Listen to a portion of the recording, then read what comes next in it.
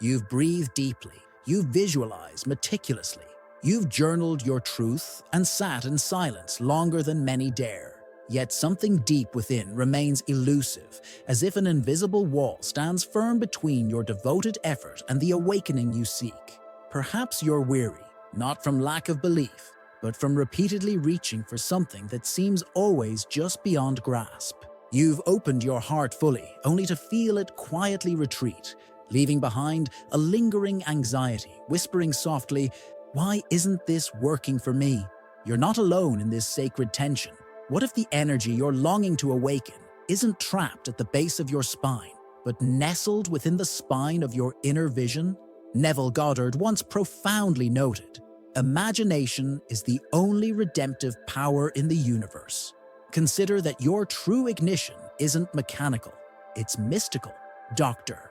Joe Dispenza reminds us that our attention shapes reality, collapsing potential into form. Perhaps the effort you've exerted has been beautifully misdirected, not toward awakening, but away from remembering.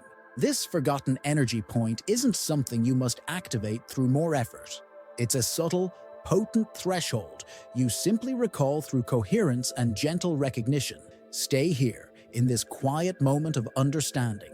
Remain with the unspoken breath, the silence carrying a hidden message, and the ache that feels less like a wound and more like a calling, because what follows isn't merely teaching, it's retrieval. Now, let us journey deeper into the place where your energy first began to dim.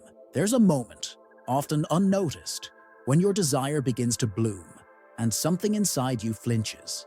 It's subtle, a blink of doubt, a microscopic retreat, as if a part of you, older than words, whispers, "Careful, don't want too much." This is the collapse point, not an explosion, but a quiet folding in, a flickering of faith. You reach toward your vision, and just before your fingers touch it, a circuit within you dims. It's not because you're unworthy. It's not because you're not ready.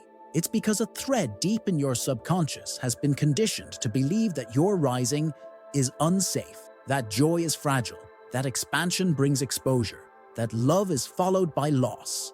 The body remembers what the mind has tried to forget.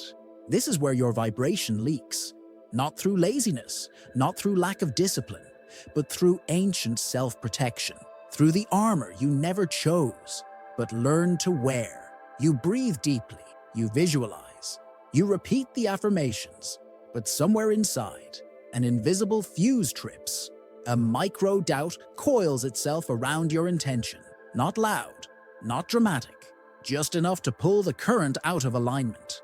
You don't need to force your energy upward. Kundalini doesn't rise through tension. It rises through permission, and permission cannot be faked. It must be felt. There was once a woman, not unlike you. She had meditated for years, practiced with devotion, and still the energy stayed still. Until one day, in stillness, a memory emerged. A memory she had buried so deeply, it no longer felt like hers. She didn't analyze it. She didn't fix it. She simply let it come. And in that release, something ancient uncoiled. Not just energy, but a part of her that had been waiting to exhale. Because sometimes, what blocks our rising is not the absence of effort, but the presence of an old, unspoken grief. So pause, breathe into the place where your desire lives, and ask, what in me still believes I'm not safe to shine? That's where the collapse began, and that's where the reconnection begins. Stay here with me, because what comes next is not something you turn on, it's something you remember how to hear. We've been taught to treat energy like electricity, to flip a switch, to press a button, to activate. But this forgotten point, this subtle origin of your true vibration, doesn't respond to force. It responds to frequency, and frequency is not controlled. It's tuned, like an old radio in a quiet room. It waits. It hums beneath the static. You don't force it to play. You adjust the dial until its signal sings.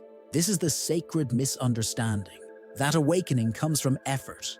That if you meditate long enough, chant hard enough, breathe deep enough, something will switch on. But the truth is more tender, more intimate, more relational. The point you're seeking is not a gate you storm. It's a doorway you lean into, gently, curiously, reverently. Greg Braden speaks of heart-brain coherence, not as an emotion, but as a language, a frequency that the body understands before the mind can name it. When your thoughts and emotions align, when your inner rhythm sinks into harmony, that's when the forgotten point begins to shimmer. And yet, this shimmering doesn't roar. It doesn't shock. It hums like a memory half remembered. It pulses like a thread pulling you back to something you never truly lost. This point isn't something to awaken. It awakens when you're coherent enough to meet it. When your internal signal, not your words, not your posture, but your state, becomes attuned to the field where it lives. It's not about doing more. It's about becoming still enough to feel what has always been broadcasting. Between your will and your surrender, there is a space where listening becomes power. So feel that tension now, between wanting and letting go, and just notice what happens in the silence that follows, because the next thread we follow is not energetic, it's biological, and it holds the map of your deepest receptivity. There is a path inside you that listens before you speak, a thread of intelligence, older than thought, winding from your brainstem to your heart, your lungs, your belly. It is not mystical, and yet it is sacred. The vagus nerve, the quiet sentinel of your safety. It doesn't understand words. It understands rhythm, tone, breath. It listens not to what you say, but to what you feel when you say it. If you've ever wondered why your energy doesn't rise, even when your intention is pure, it may be because your body, silently, still feels unsafe. Not in a dramatic way, not in panic, but in a quiet, habitual bracing, a background hum of vigilance. Kundalini does not force itself through a closed gate. It follows the path of least resistance. And if your nervous system is tense, it will wait. It will pause. Not to punish, but to protect. Your energy is wise. It knows when the channel is open, and the vagus nerve is the channel keeper. When it senses calm, it opens. When it senses threat, even imagined, it constricts. So before you reach upward, feel downward, into your gut, into your breath, into the still pool of your center. There is a way to tune this channel, not through effort, but through presence, not through pushing, but through softening. As you inhale, feel the air brush the back of your throat.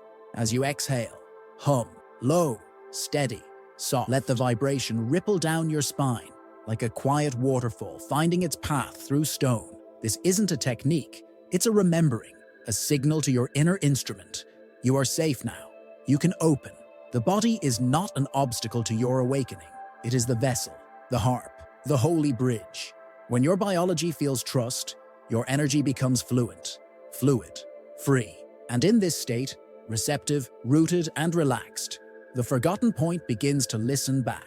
Let yourself linger here, in the quiet tuning, because next, we will return to the place where most journeys begin, and why, for so many, they don't complete.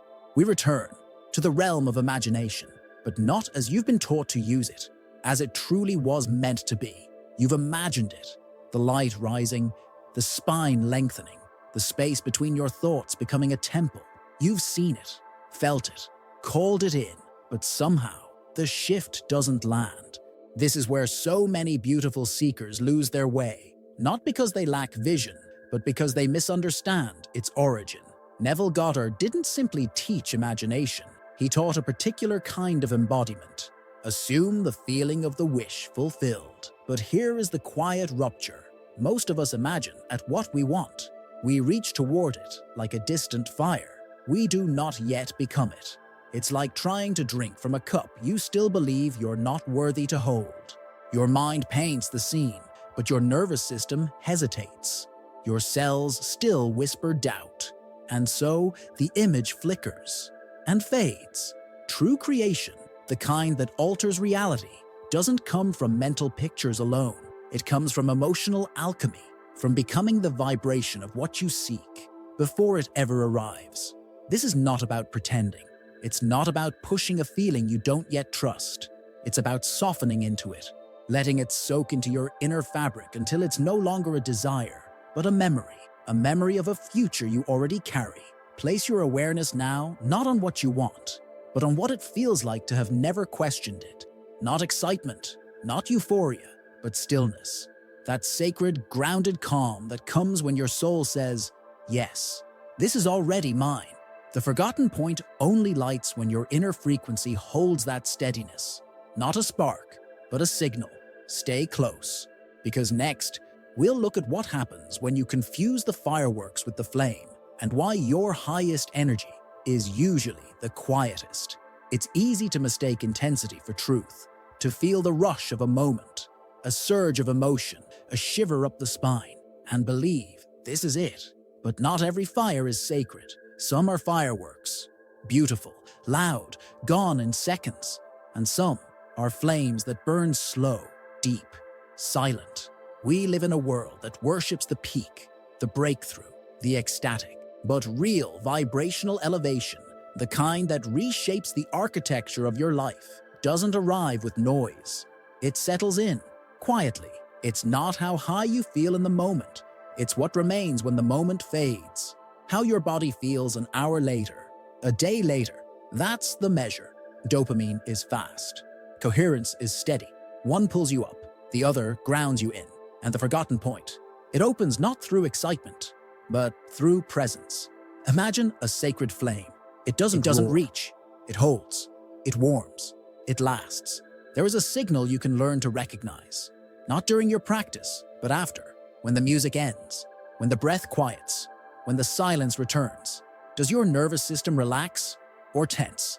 Do you feel settled or scattered? That answer tells you everything. Because the forgotten energy point does not respond to stimulation.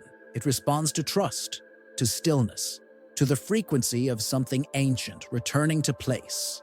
Let the false fire burn out. Let the real one remain. Because what's coming next is not a spark. It's a key, hidden in the sentence you've never said aloud. There are moments when everything seems aligned.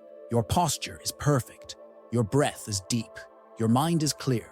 And still, nothing moves. No surge, no warmth, no wave. Just stillness. Or worse, numbness. Not because you're doing it wrong, but because something inside is still holding. Not your mind, not your will, but your grief. Not the loud kind, the quiet grief. The one you buried so well it became part of your normal. The grief you stopped naming. The one your nervous system wrapped in silence to protect you. This is what blocks the rise. Not your effort, not your practice, but the energy of unspoken things. When we store what we could not say, the words we swallowed, the truths we buried, the body closes doors we forgot even existed. There was once a man who sought awakening for a decade. He studied, he fasted, he prayed, but his energy stayed locked. Until one day, sitting with someone who simply listened, he spoke a single sentence, a sentence that had lived in his chest for years. And when he said it, his body trembled, not from fear, but from release. Not all energy is awakened by upward movement. Some is awakened by downward surrender. So ask gently, what haven't I allowed myself to feel? What am I still protecting with silence? Place your hand on the space just beneath your ribs and breathe. Not to fix, not to force, just to let that part of you know it's finally being heard. Because the forgotten point cannot rise through numbness. It rises through truth, felt, spoken, loved.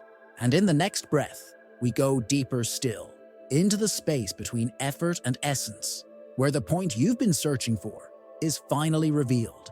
You've searched for it. In the spine, in the breath, in the silence between thoughts. You traced energy maps, followed ancient diagrams, tried to locate a door, but the door was never physical. It was always a tone. This forgotten point, the one you've been sensing like a distant melody, isn't fixed in space. It's not a chakra, not a node. It's a state, a vibrational frequency that exists before your story, before the you who tries, before identity began performing for safety. It's the state of origin, the state you touched once, maybe in a dream, maybe in a moment so tender you forgot to question it. A frequency that doesn't rise up, but in. Imagine the breath you took before your first memory. That soft, unguarded moment. That is the energy signature of the forgotten point.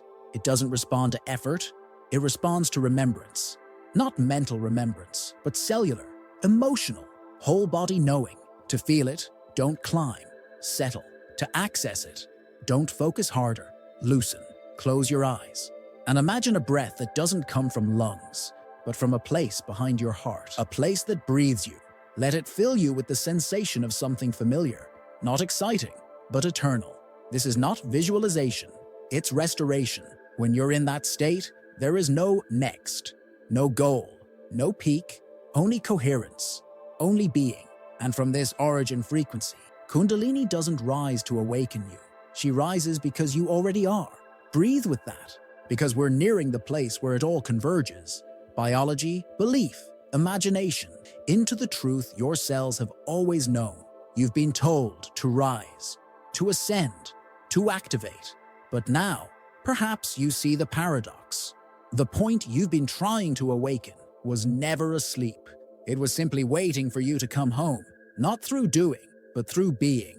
Bruce Lipton reminds us, your biology reflects your belief. And when belief shifts at the subconscious, not as a thought, but as a truth your body agrees with, energy moves like water breaking through stone. It doesn't need to be loud. It doesn't need to be dramatic. It needs to be real. This forgotten energy point is not a technique, not a posture. It is the moment when your inner world aligns with your knowing, when your breath carries memory, when your cells feel safe to remember what they once were. Neville Goddard again echoes, assume the feeling of the wish fulfilled, but not with imagination alone, with agreement, a sacred pact between your soul and your body. Yes, this is who I am. Yes, this is where I live. Yes, this is already true. You don't awaken Kundalini by climbing. You awaken her by resting into the truth that you are whole. This forgotten energy point is not mystical. It is the memory of being unfractured. And now, as this message dissolves into silence, let these words move through you, not as information, but as a pulse. If something awakened in you, don't keep it silent. Let this message travel to where it's needed. Let it find the ones still searching, still reaching, still waiting for permission to remember what never left. Each time I return to this truth, I return home. And so do you. This isn't something to learn, it's something to carry. You didn't just listen, you remembered.